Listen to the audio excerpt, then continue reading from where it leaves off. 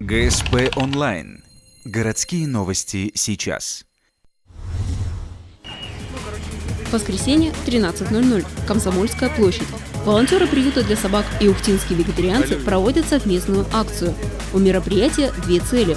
Во-первых, рассказать горожанам о таком движении, как вегетарианство, и показать на собственном примере, какие плюсы может дать отказ от мяса.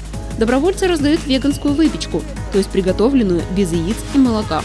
Угощения и яркие костюмы двух волонтеров должны привлечь людей.